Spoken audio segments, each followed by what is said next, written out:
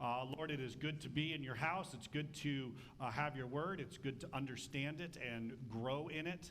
And we are grateful for all of the freedoms that we get to celebrate as we get to worship you, Father, Son, and Holy Spirit. In Jesus' name we pray. Amen. Sometimes in life, we end up struggling in sin for a variety of reasons. Sometimes it's because we are battling things like depression. Depression is one of those things that really drives us down, and in order to feel better, we sometimes engage in sins that give us a temporary fix. We feel good for a little bit of time, and then we spiral back down into depression. Sometimes we fall into sin simply because we get bored. You know, that's why the after-school programs were created for kids, so that they weren't sitting around doing nothing and then finding themselves getting into trouble. Instead, they found ways to engage them, because when we're bored, when we've got nothing to do, it's very easy to start clicking on the computer, start looking at things we shouldn't, start engaging in activities we should not. One of the strangest ways, though, that I think we often fall into sin, and we wouldn't expect it, but it is something that definitely happens, is when we are having great spiritual victory. I have found several biblical passages, and we're going to be encountering it today, when things went really, really, really well. And when things go really well in our life, I think we have a tendency to drop our guard. We're flying high on Jesus. This is really wonderful. I'm so excited. And we just are not paying attention to that lion that's prowling around, to the sin that's tempting us. And we feel there's no way that we would fall into sin now because we're doing so good.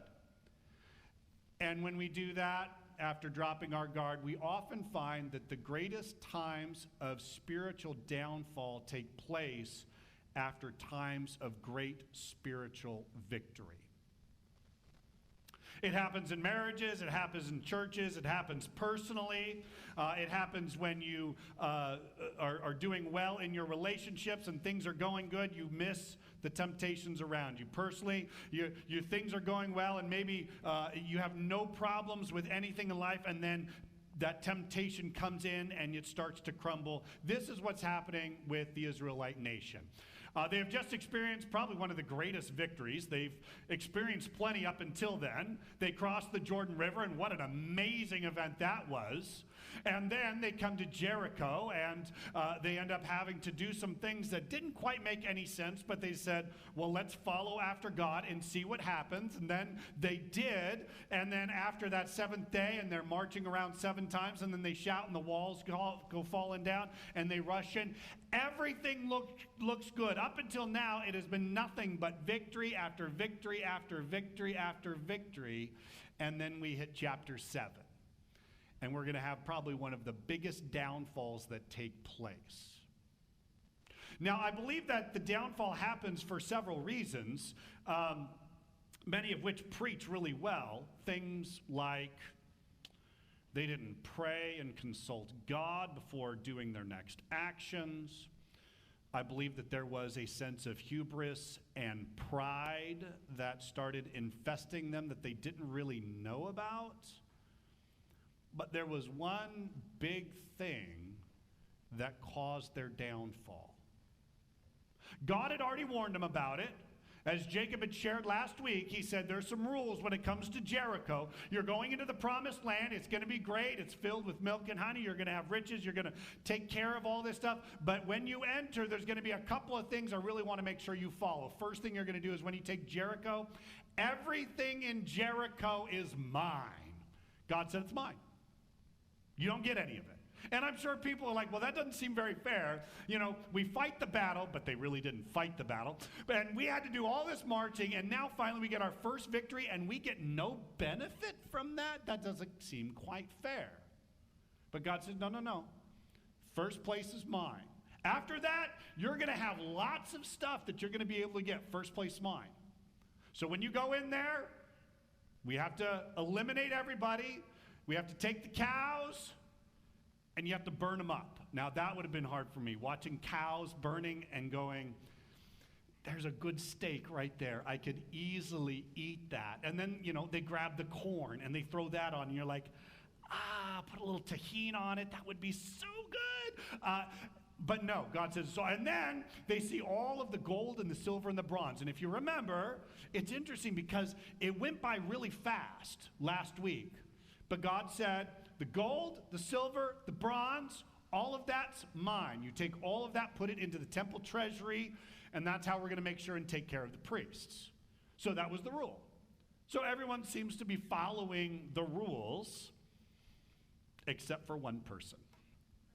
As you can see in the heading, it's a guy by the name of Achan. So chapter 7, verse 1. But the Israelites acted unfaithfully in regard to the devoted things. Achan, son of Carmi, son of Zimri, the son of Zerah of the tribe of Judah, took some of them, so the Lord's anger burned against Israel. Now, we as the readers get a benefit that they don't. Apparently, as best as we can tell, Joshua has no idea this is going on. So Joshua's the leader. He's like, hey guys, we're marching on. This is wonderful. We just had this great thing. All right, everyone following God's commands. This is wonderful, great. And he doesn't know that some dude named Achan decided to take some stuff that didn't belong to him. We know Joshua doesn't. So let's find out what happens, because God's angry, and God's anger burns against the Israelites. This is a problem, and I know it's hard in American rugged individualism. We like to make sure we punish individuals for sins, not large groups, right?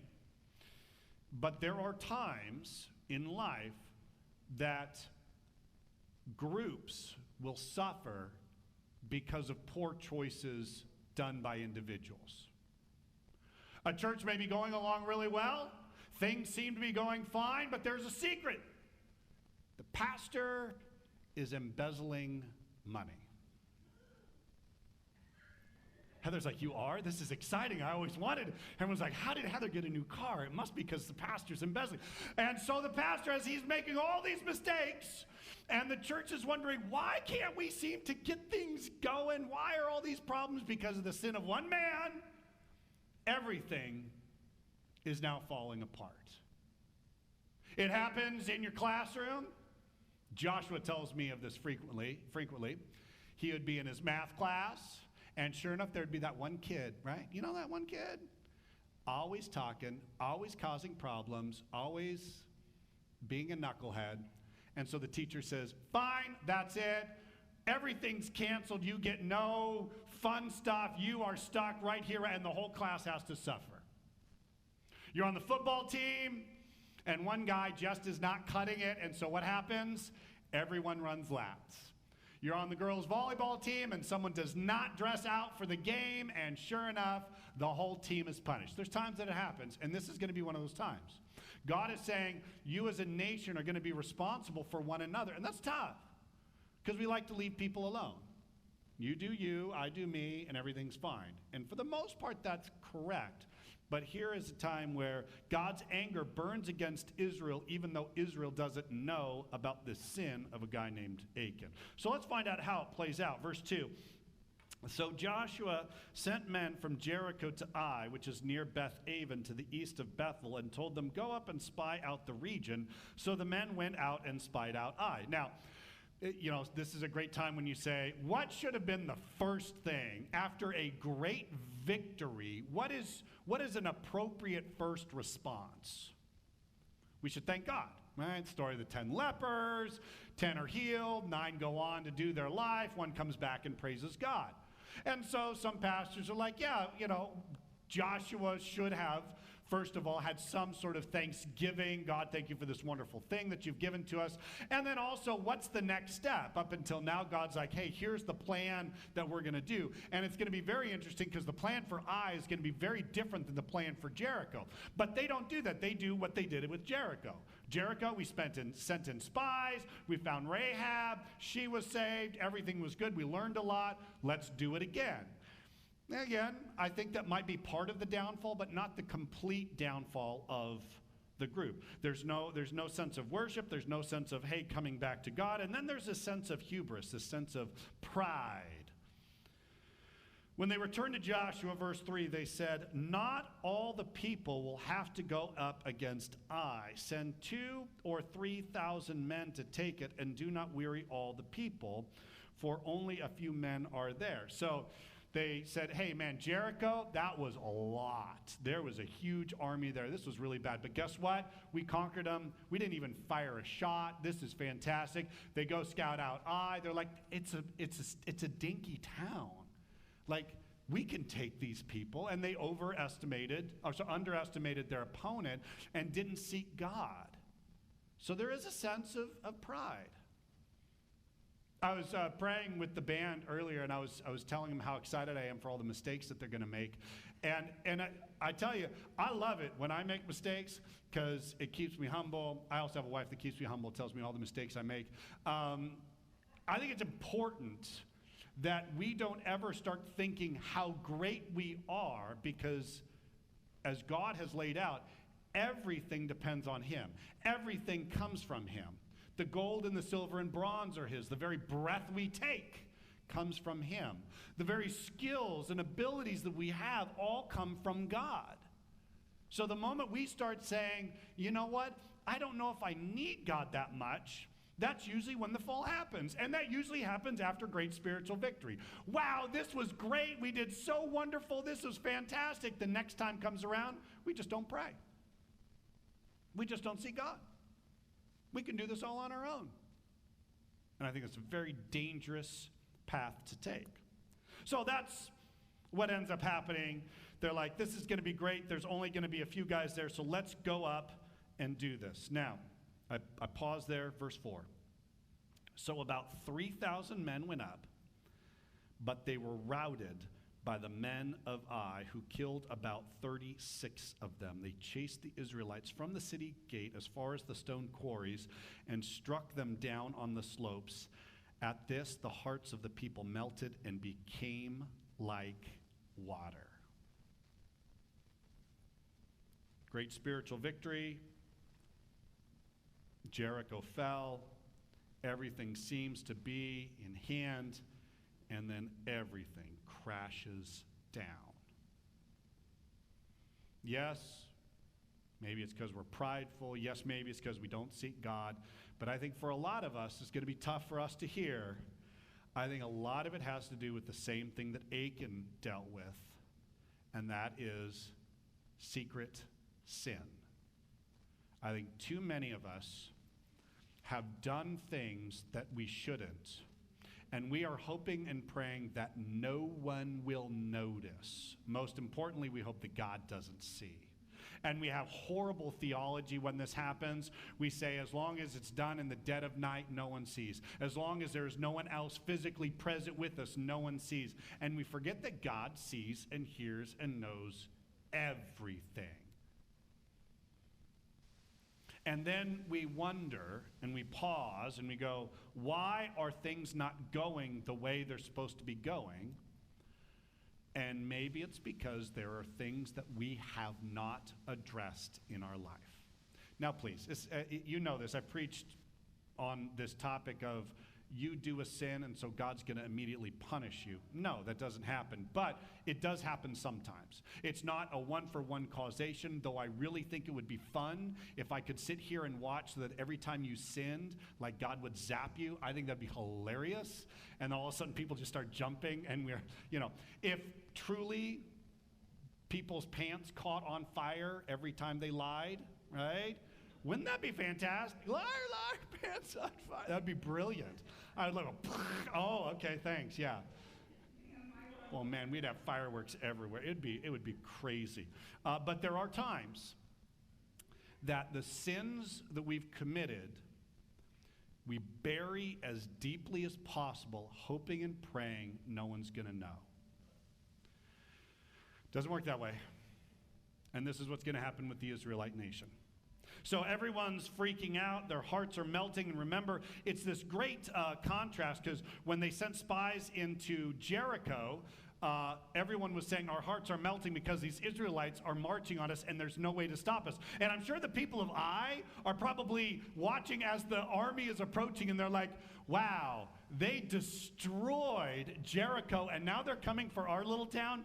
We are toast, but we might as well put up a good fight and see what happens. And then they win, and now the hearts that are melting are not the people of Ai, but the people of Israel. It's a strange thing. And then Joshua has an appropriate response. Then Joshua tore his clothes and fell face down to the ground before the ark of the Lord, remaining there till evening. It's this sense of repentance, this sense of dependence, this idea that, God, I can't do anything without you anyway, so I lay myself at your feet, saying, only you can provide. Now again, preachers would be like, oh, this preaches well. Again, it wasn't because Joshua didn't pray. Specifically, God's going to lay it out. It's because of the sin that's there. But I think it didn't help that Joshua was not really talking with God a whole lot. And so now he's back in front of God. And of course, the elders of Israel did the same, and they sprinkled dust on their heads. And Joshua cries out in desperation. He says, "Ah, sovereign Lord, why did you ever bring this people across the Jordan to deliver us into the hands of the Amorites to destroy us? If only we'd been content to stay on the other side of the Jordan, oh Lord, what can I say now that Israel has been routed by its enemies?" Joshua is struggling because remember, one of the promises that God said is, everywhere you go, you're going to have victory. And so they're like, well, wait a second. How come everywhere I go, I'm not having victory? Well, God's like, well, you need to remain in me. You need to still be connected with me. If you decide to go and fight all the battles on your own, you are going to lose, and lose spectacularly. So don't just hold on to the thing of, well, everywhere I go, I'm going to have victory. That becomes a promise divorced from the reality of the connection we have with God. So he's, everyone's laughing at us now, God. Verse 9, the Canaanites and the other people of the country will hear about this, and they will surround us and wipe out our name from the earth. What then will you do for your own great name? Now, I love it when people complain to God. I personally think it's great to complain to God, because if anyone, first of all, can take our whining, it's God. It's not anyone else. Like, people come to me and they whine and complain, and I just shake my head and say, stop, I can't handle you anymore. Just go away. Because I'm a terrible person. And maybe parents, your kids come and they're whining for the 20th time. I need a cup of water, I can't go to sleep. You can't go to sleep because you have too much liquid in your bladder. That is what's keeping you awake. Now go to bed. Or our friends come and whine to us, their lives are falling apart, and you're like, your lives are falling apart because you're getting drunk every Friday night. Newsflash, maybe don't do that anymore. But God is amazing, because God hears our complaints. God knows what's going on in our hearts. God knows the challenges we're facing. And he says, you know what, if you're going to come whine to me. That's good. I can handle it. But be prepared that God's going to have some words to say. So let's find out how God responds to this. This is great. The Lord said to Joshua, stand up! What are you doing down on your face? Again, I wish I could have heard it. Joshua's got his face down on the ground, and God's like, oh man, dude, just get up. Why is your face on the ground? What are you doing down there? I thought this was an appropriate response. God, I'm sad, I'm hurt, I'm angry, and God's like, knock it off. Stop being a whiner. Let's get moving. Now, he doesn't do that all the time. We know very wonderfully that God is a good, patient, loving Father that often sits with us in the dust, who laments with us when we're really struggling. But let's not forget, one of the tools in God's tool chest is that he can look at you and say, knock it off. You're embarrassing me. He says, Israel has sinned. They have violated my covenant, which I commanded them to keep. They have taken some of the devoted things. They have stolen. They have lied. They have put them with their own possessions. That is why the Israelites cannot stand against their enemies. They turn their backs and run because they have been made liable to destruction. I will not be with you anymore unless you destroy whatever among you is devoted to destruction. Can't go any further till you deal with the sin problem, my friends. Sometimes that's why we don't experience victories, why things don't go well in our lives, is because we're like Achan, who is hanging out in his tent. I don't know if Achan's wife is in on it, but I'll tell you kind of the mechanics. Achan had gone into his tent and had dug a hole. Now, I don't know how he does that without the wife seeing. Honey, what are you doing? I'm digging a hole. What for? I have to go to the bathroom. Honey, that's what the latrines are outside for. Shut up, woman. And so I think that maybe the wife was in on it, but I'm not entirely certain. I don't know if the kids are in on it. Like, Daddy, what are you doing? Wow, that's really cool stuff you got there, Daddy. Kids may be in on it. We're not sure. But Achan is hanging out in his tent. Achan knows that there was a massive defeat that had just taken place. I don't know if Achan has put it together that the reason the defeat happened was because of him and his stupidity, but we'll find out. So Joshua is probably freaking out. God has told him there's sin in the camp. You've got to root it out. You've got to get rid of it. And I'm sure, if I were Joshua, I'd be like, dude, why are you punishing all of us for one guy's mistakes? Man, I hated group projects in high school, because it's usually like one or two people that did everything while everyone else did nothing, and you're going to grade me because I've got some dude on my team and he's not doing anything, and now I'm going to get a 75% and ruin my grade point average. We do that when we're on sports teams. We do it when we're on projects at work. We wonder why. And Joshua's like, I'm sure, I don't know, it doesn't say it recorded, but I'm sure it'd be like, why did we lose? But sometimes that happens. Sometimes loss happens in our life not because of us. Sometimes we go down because our company went down because of something that someone had done. Sometimes our relationship tanks not because of us, but because of someone else. Sometimes everything's ruined because of someone else, and that's a truth we sometimes have to accept. Thankfully, God is not one who says, here's the problem, figure it out.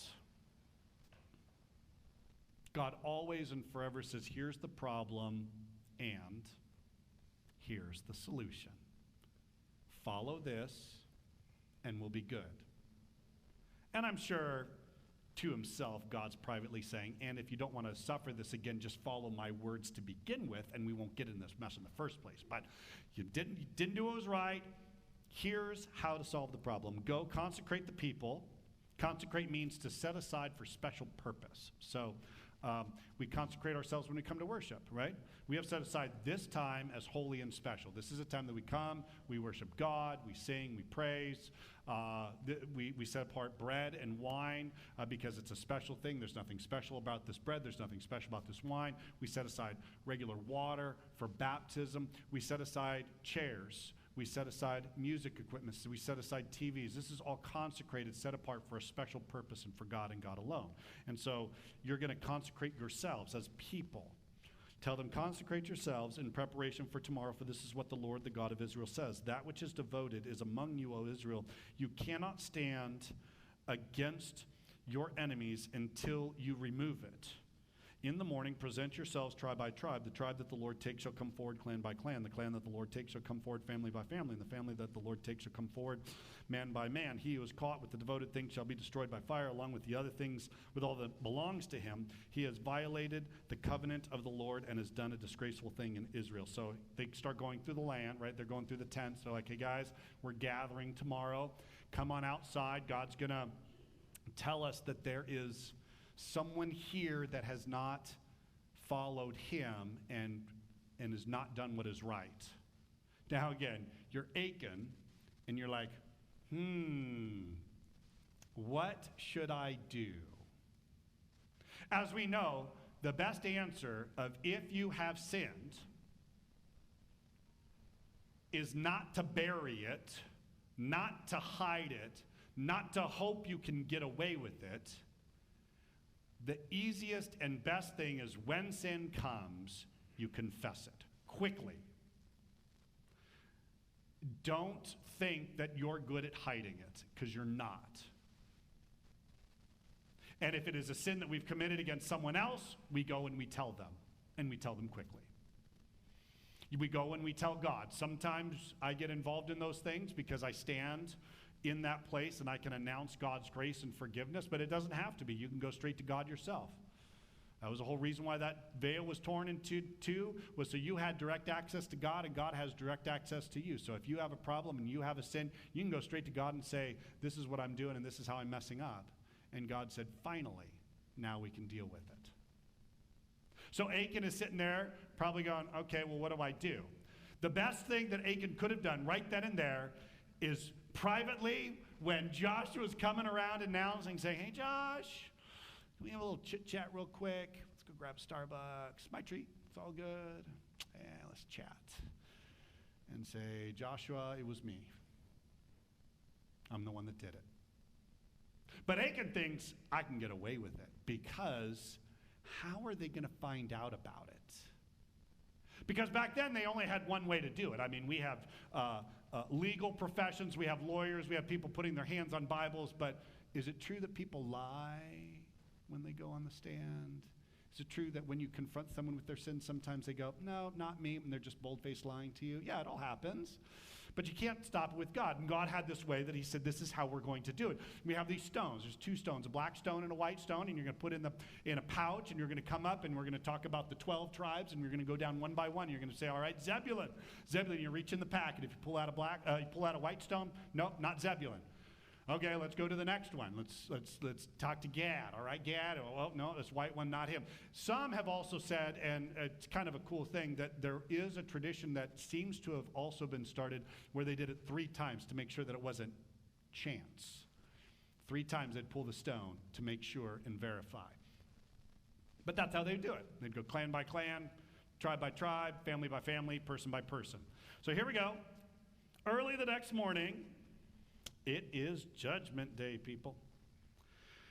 Early the next morning, Joshua had Israel come forward by tribes: Gad, Zebulun, Naphtali, Asher, Judah. Blackstone? All right. You all are all good. We're going to talk to Judah now. And of course, I'm like, whew, yeah, it wasn't me. Yay, I didn't want to be accused of anything. So Judah now assembles. And of course, there's Achan. I'm part of the tribe of Judah. All right, this is cool. Still a lot of people here. Probably can still get away with it. So the clans of Judah came forward, and he took the Zerahites. Going through all the clans, and then he pulls the black stone on Zerahites. Zerahites, you stay. The rest of you are free to go. And there's Achan, like, oh, I'm a Zerahite. This is fabulous. Get down to the nubbies here. This is fantastic. Okay. And then let's go to the families. And they start pulling the names of the families, and then all of a sudden, Zimri. So every other family's free to go, but the family of Zimri, you stay with us. And by now, Achan has got to be sweating. He is dying. And again, why? Why all the drama?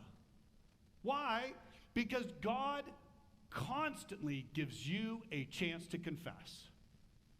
It started with the very first sin. Adam, Eve, and some piece of fruit. And after they had eaten that fruit, they go and they hide. And then God shows up, and he's walking around, and he says, Adam, where are you? Does God know where Adam is at? Why ask Adam where he's at. Like, I would come in with chariots and fire and flaming swords, and Adam's hiding in a bush somewhere and be like, and I would just light it all up, and Adam would have a little bit of a heart attack. It would be beautiful. But no, God is a God of grace who is constantly saying, step forward and confess. Every single time the clan's taken, every single time it gets narrower and narrower, he had the chance to say, guys, it was me. Well, let's see what happens. Achan is a stubborn old man. So then Joshua, verse 18, had his family come forward, man by man. Could you imagine that? Like, okay, come here, all right, pull the rock. White, nope, not you. Okay, next guy, stand here. White, nope, not you. Achan, yeah, you're here. Man by man. And then Achan is standing right there before him. Joshua had his family come forward man by man, and Achan, son of Carmi, the son of Zimri, the son of Zerah of the tribe of Judah, was taken. And he's caught. Now, what would be the best thing to do right there? It was me! It was me! Yes, it was me! I'm sorry. But no. What does he do? He stands there.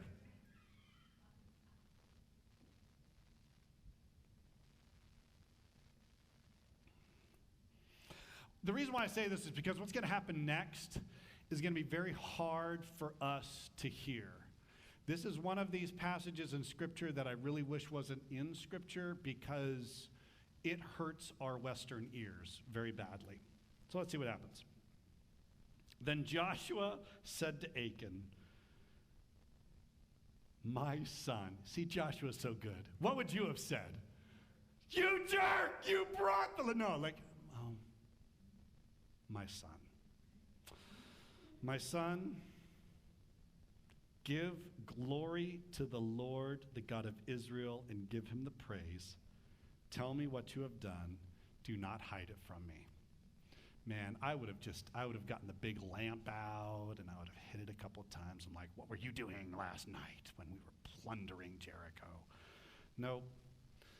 Achan, it's time to fess up what's going on. And finally, after getting him pinned down, Achan replied, it is true. I have sinned against the Lord, the God of Israel. This is what I have done. When I saw in the plunder so you getting ready? What? Because I have this whole time you've been wondering, what did he actually take? Right, so here it is. Here's what he actually took. I saw a beautiful robe from Babylonia. A robe, a wedge of gold, 200 shekels of silver, and a wedge of gold weighing 50 shekels. I coveted them and took them. They are hidden in the ground inside my tent with the silver underneath. All this over a robe and some gold and silver. Now, what was supposed to happen to the robe? That goes on the fire. That should have just been burned up. Gold and silver, where does that supposed to go? Temple treasury. So who did he steal from? That's a little bit different, right? That's huge. I remember when I had first become a pastor, I was helping out some guy who'd come into the church. He was down on his luck. You could tell he didn't have many assets, and he had come into the church to see if there was any assistance that the church could provide. And so I was in there with another pastor, and we were talking, and I was like, well, let me go see if there's some stuff. And my fault, yeah, I had left my phone. I think it was a flip phone. It was nothing fancy. But I'd left my flip phone on the thing, but I thought the other pastor's there. It's no big deal. And so then I go and I do some stuff. I come back, and I realized the room is empty. And I'm like, where'd everyone go? Like, did I miss something? What happened? So I go and I hunt down the other pastor. I said, what happened? He said, I don't know. I had to go to the bathroom, and when I came back, he was gone. And I go, what about the phone that was on the table? And he's like, yeah, you had a phone on the table? And it's not there? Yeah, it's gone. And I'm like, ah! And I'm like, because he stole from me. But of course, what I really want is he stole from God. That's what I'm feeling. And so I'm like, you know what? Here, get on. So I talked to the secretary. I'm like, dial this number. And sure enough, dialed the number, and some guy answers. And he says, hi, and I'm like, give me the phone. I'm like, who is this? Did you take my phone? He's like, sir, I don't know who is this? I said, my name's Mark Manning. I'm the pastor of St. Paul's Lutheran Church in Orange. And he goes, well, my name's Frank, and I'm at a cell phone shop. I'm the owner here, and some guy came in, and he wanted to trade in his phone for a new phone. And I go, that's my phone! The guy's my phone! He stole from God. Well, come on down here, let's straighten out. So I went down there, and I saw the guy, and I'm like, you stole from God. It was really from me. But when we can get it that they steal from God, it's much more impressive. And this guy was like, no, man, that's been my phone. I'm like, really? Okay, so then what's this phone number? And the guy goes, 714-555-1212. He throws out something, and I'm like, okay, dial it. And so the owner dials it, nothing. And I'm like, the phone number is, and I don't know my old phone number, and the phone started ringing. Guess what the guy did? He ran. And I'm like, that's right, you run for God. It's my phone. So he stole, but not just from anybody, not just from some dumb pastor who left it, but he stole from God. And that's what makes this really, really difficult. So now you're not going to like this next part, but let's go over it. Verse 22, so Joshua sent messengers, and they ran to the tent, and there it was, hidden in his tent with the silver underneath. They took the things from the tent, brought them to Joshua and all the Israelites, and spread them out before the Lord. There it all is. Evidence. It's there. We know that Achan's not covering for his kid who did something stupid. He knew exactly where the money was. So then Joshua, together with all Israel, took Achan, son of Zerah, the silver, the gold, the robe, and the gold wedge, his sons and daughters, his cattle, donkeys, and sheep, his tent, and all that he had to the valley of Achor. The word Achor means trouble, and it's a play on the name Achan, which is this dude's name. So Achan, Achor means trouble, and that's why Joshua says, why have you brought this trouble on us? The Lord will bring trouble on you today. Then all Israel stoned him. And after that, they had stoned the rest. And then they burned them. And over Achan, they heaped up a large pile of rocks, which remains to this day. Then the Lord turned from his fierce anger, and therefore the place has been called the Valley of Achor till ever since. Now it's tough because we don't like to hear about kids getting stoned, people getting burned up. I mean, what did the donkey do? The donkey's only sin was he belonged to some knucklehead who stole from God. And this is really a challenge for us, but we also got to understand the system of rights and wrongs back then was much different than our systems of right and wrong today. And God was trying to make sure that everyone understood something really super important, and it is not something that we emphasize a lot today, but it is sin is dangerous. Sin is not just something fun that we do and we break God's covenant and we go, that's fine, I'll be in church on Sunday, I'll confess my sins and everything will be fine. Or we sin and we go, that's okay, no one's going to know about it, I'm going to take it, I'm going to bury it in my tent, I'm going to make sure it's covered over and no one's going to see it. And God has a very different view of sin. His view of sin is that someone has to die. And sometimes that someone who has to die has to be an innocent thing, such as an animal. And this system stayed in place for many years until something changed. And someone volunteered to be killed. Someone willingly laid down their life and said, I'll do it. When we talk about the death of Jesus, we really, and I'm one of them, I don't put the full weight of what is actually happening. Jesus died for me. I should have died. I should have been killed. Jesus committed no sin.